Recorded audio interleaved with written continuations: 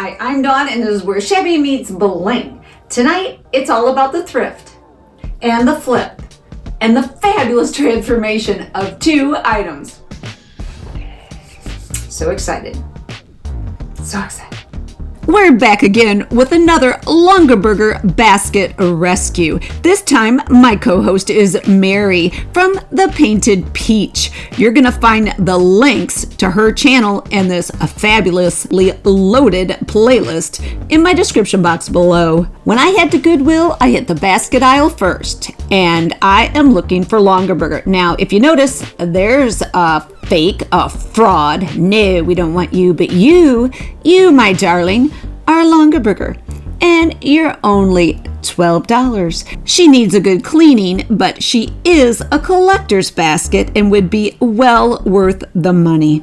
As you can see, there are so many fakes, frauds, wannabes, imposters, but not this guy. This guy's a magazine basket, a Longaberger, but I'm not going to get it because I recently did this project with a magazine basket. I will leave that link in the description box below, so I keep looking. And what do we have here?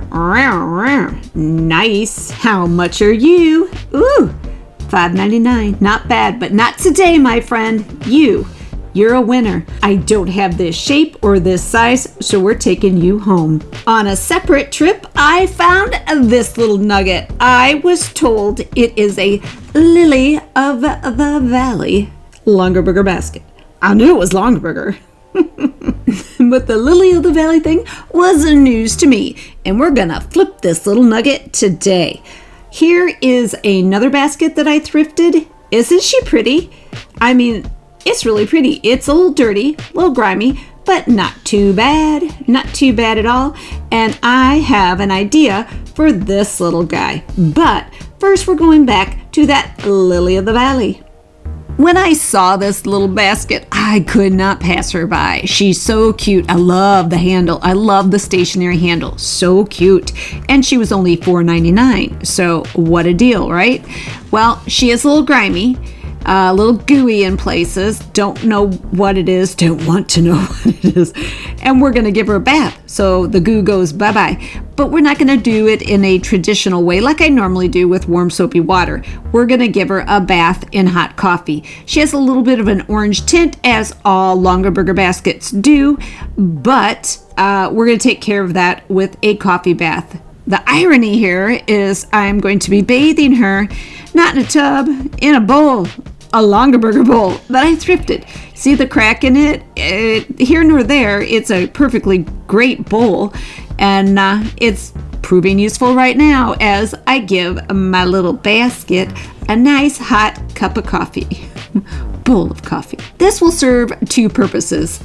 First of all, it will clean it up, and second of all, it would darken it. It will darken this little basket as age would on a normal basket that's out being used. The ones that are stored are going to maintain that orange kind of finish, but if they're out and about getting used and not abused but used, they're going to darken up with age. So this will take care of 2 situations for me. So I give it its first bath and I let it soak, and then I come back with a second pot of coffee and fill this thing to the rim. I'm almost giving the coffee a double brew. I have my little basket from my coffee pot, and I'm pouring the new coffee right down through it to get every little bit of that dark, yummy richness out of that coffee. Once I am complete here, I will set this aside and I will let this basket sit overnight, rotating it from bottom to handle and back and forth so every bit of it gets a little bit darker and a little less orange. While my basket is relaxing in that nice warm tub, bowl, we are going to create some items for the exterior to decorate her. I am using a couple of of my stamps that I made. I will be doing a video on custom clay stamps, cutters, and molds on July 5th, so you can check that out. When the video is released, I will add that link to this description box. The stamps I created are of a basket weave, and I used the one that has a little more dimension to it, a little more depth, and I pressed it into my clay. This is flour clay. You know I love my flour clay. I get it at Hobby Lobby, and someday I hope to have a working formula for it, but for now and until that time comes, Hobby Lobby. Look at that. Look at that basket weave. Doesn't it look like I wove it? Well, I kind of did, So I am using flower shapes, and these are clay cutters and fondant cutters. And I am just pressing all kinds of shapes into that little basket weave to get little flower and leaf shapes. How cute, right? I want these to look like they were wood and woven just like that little lily of the valley basket was. I made quite a few. I know it's a tiny basket, but in my mind, this little basket is just gonna have all kinds of flowers and leaves just spewing over the side and up the handle and around the side. And yeah, that's the plan. Here are all my flowers and my little leaves, my little woven flowers. And I know what you're thinking. You're thinking, Dawn, you made too many. I don't think so. There's a plan.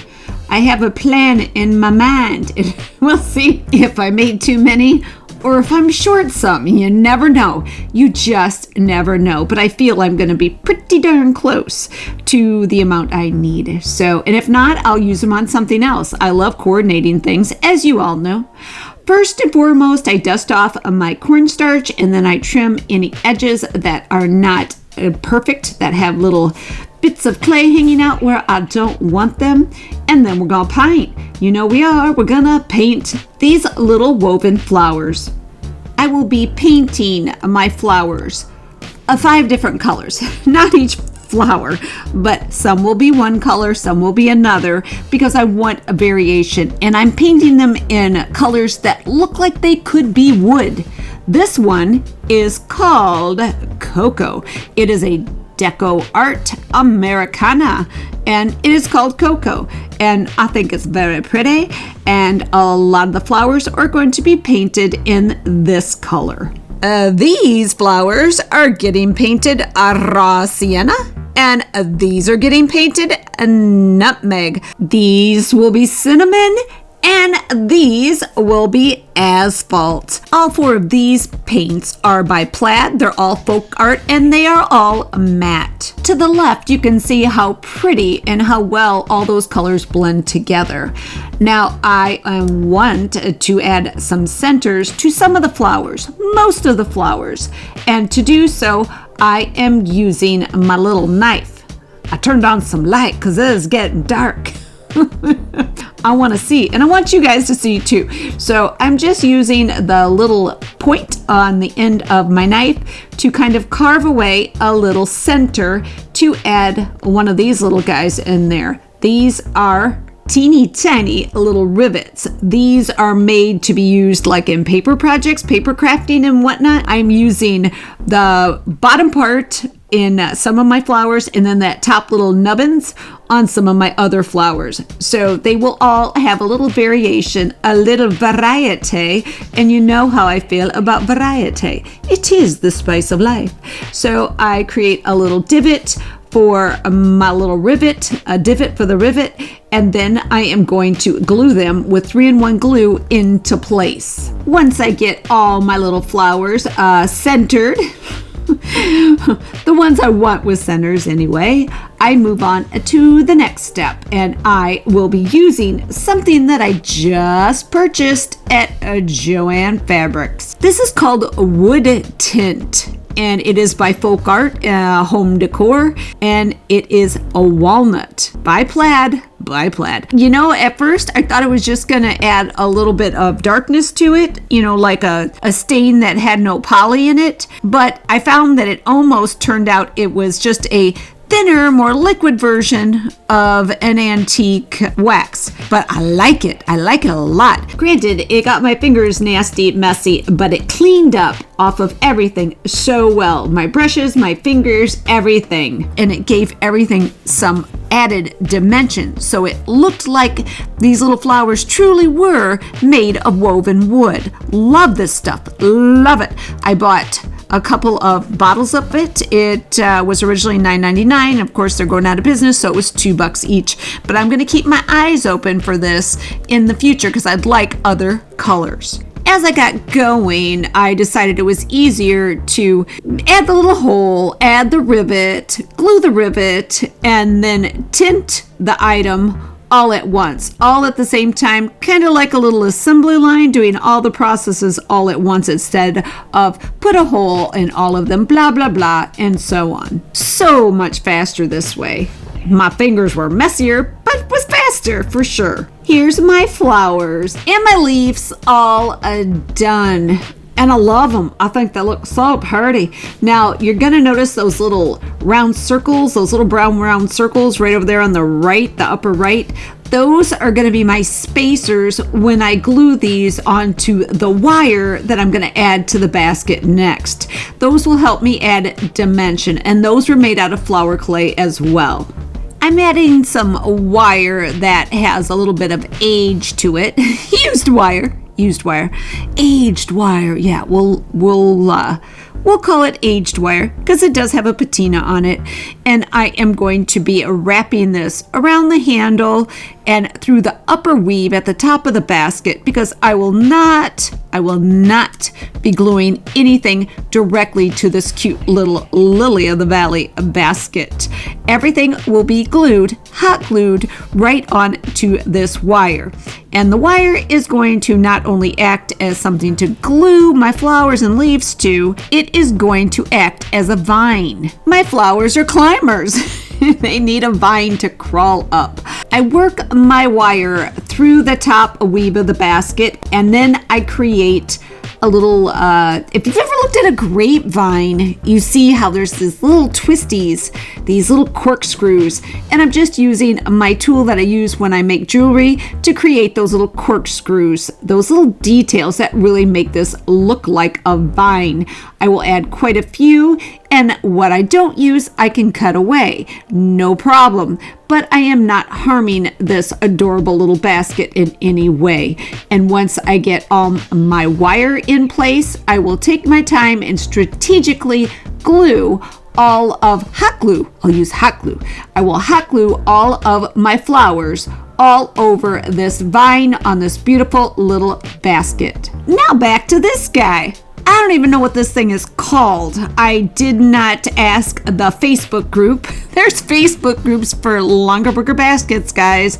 If you love the Longaberger like I do, join one of these groups. They're very helpful.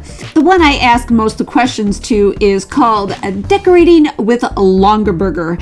And if you join, tell them Don Jones from Shabby Meets Bling sent ya. There you go. Check them out. You really should.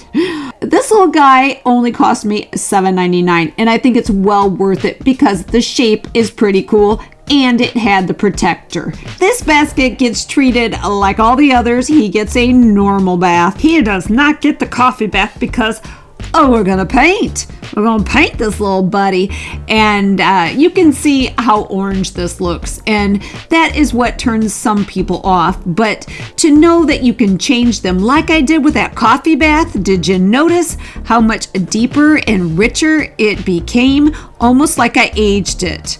And I put maybe 20 years on her for sure, the easy way.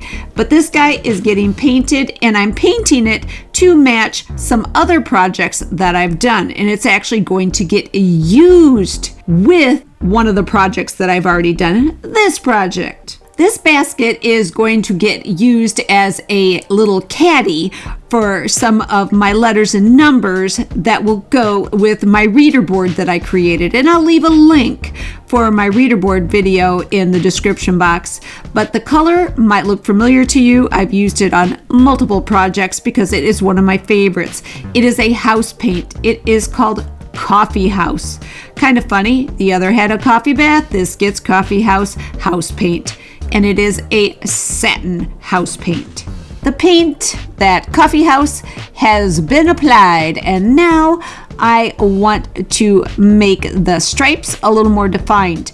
And I've got a couple of options, and this is one of them. This is called Night Sky. It's a chalk paint by Waverly, and I'm hoping that it dries dark enough to kind of blend in with what's here, because the way it is right now, it is not quite black, it's not quite navy blue, it's somewhere in between. So first I'm giving it a shot with this Night Sky, and we'll go from there. I'm going to be adding something to the front of this that I need to paint, and I need it to match these stripes. That's why I'm messing with this to begin with. It has to be a defined color that I can use on that other item.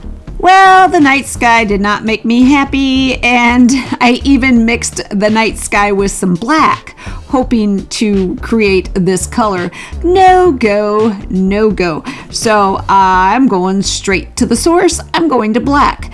This is a plaid chalk paint, and it is just called a black. And you can see how pretty it is. Now I get to go through the whole process of painting all these little stripes black without marring the coffee house. This is gonna be fun. But it's necessary. It's necessary for what I've got coming next. Look how pretty it's looking though, isn't it? I really like this. It's a nice combination, that coffee house in black. Now, anybody out there that knows what this basket is, please tell me in the comments section, because I really want to know what this basket is. While I was playing with my little basket weave stamp, I created this little tag. This is going to go on the front of our basket. I actually created 2 tags. One I'm going to cut in half and use as a hanger, or just a decorative element on the back of my basket. Now, what I'm going to do is I'm going to jump into Canva, and I'm going to find some pretty fonts, and I am going to type out the words, numbers, and letters. And it's going to be in French, or what I hope is in French. I did contact my friend Marika from Marika Creations to help me translate. I'll leave her link in the description box as well. But I had to finish this, and I didn't hear back from her in time. So I hope it's in French. We shall see. But this I am painting black. This is a Waverly chalk paint, and the color is ink. When I'm through with this, I will be hot gluing this onto the front of my basket.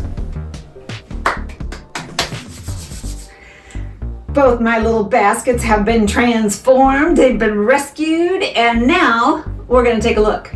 This is my reader board, or my letter board. You might remember it from that prior project.